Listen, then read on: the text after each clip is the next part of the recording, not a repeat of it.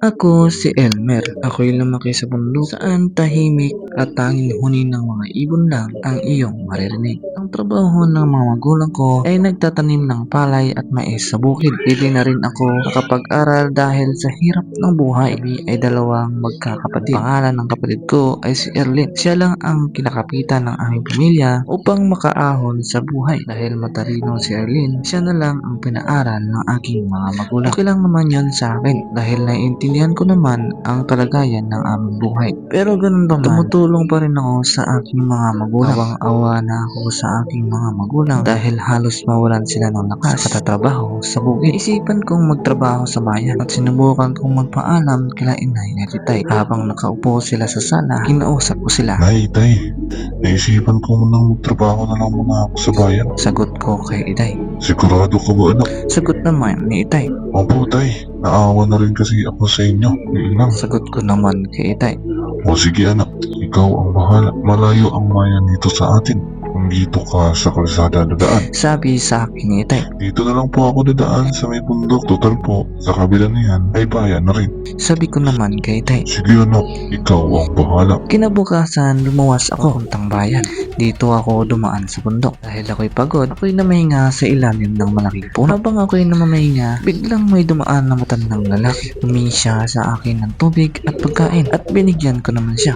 Salamat anak, napakabait mong bata, sabi ng matandang lalaki. Wala pong anuman tatang. Tinanong niya ako kung saan ako pupunta. Sabi ko naman, sa bayan tang, naghahanap ako ng trabaho para umasang iyahon sa hirap ng aking pamilya. Napakabait mong bata, sagot niya sa akin. Aalis na sana ako nang biglang nagsalita si tatang. Anak, sa dulo ng mundo, mayroong kuweba na hindi pa nalalaman ng tao. Delikado ang kuweba na yun dahil hindi pa ito napupuntahan ng tao. Pero sa loob noon, nandun ang limpak-limpak na diamante at inaahon sa buhay ng iyong pamilya. Gamitin mo itong medalyon bilang iyong proteksyon. Hawakan mo lamang ito at isipin ng lahat ng gusto mong mangyari. At lahat ay mangyayari. May binigay nga sa akin na medalyon ng isang matandang lalaki. At nang ako'y patuloy na lumakad, nakita ko na ang kuweba masyadong masukat pero maliwanag ito sa loob. Habang ako'y naglalakad papasok sa loob ng kuweba, sa dulo ng kuweba ay mayroong nagliliwanag. As in maliwanag na maliwanag talaga. Tinuloy ko ito, sinubukan kong tuloyin hanggang sa makita ko ang limpak-limpak na ginto na hindi ko alam kung anong laman ng kahon. Sinubukan kong itong lapitan nang biglang may humarang sa akin na isang malaking tikbalang. Namumula ang kanyang mata at sobrang lakas niya, sabi niya sa akin. Hindi mo makukuha ang kayamanan. Sabi ko naman, Subukan natin para sa aking pamilya. Hindi subukan natin.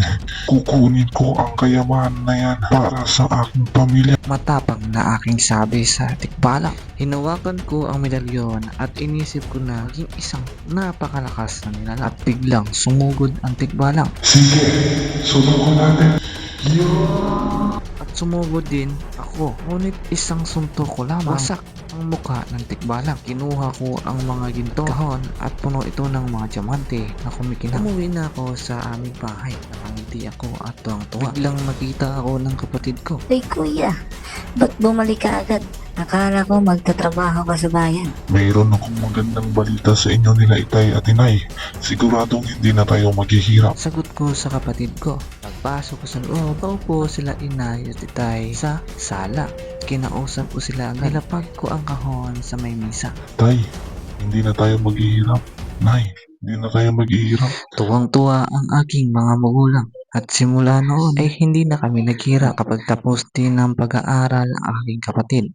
At tumutulong din kami sa mga taong nangangailangan. Habang ako'y nakatambay sa labas ng bahay, bigla akong may narinig na boses. Naging successful ka sa iyong buhay.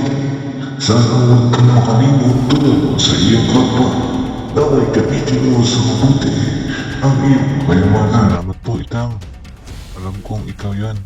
Ang dahil sa iyo, umahon kami sa hirap. Asa ka pong gagamitin ko po ito sa mabuti. Maraming salamat po sa iyong tulong.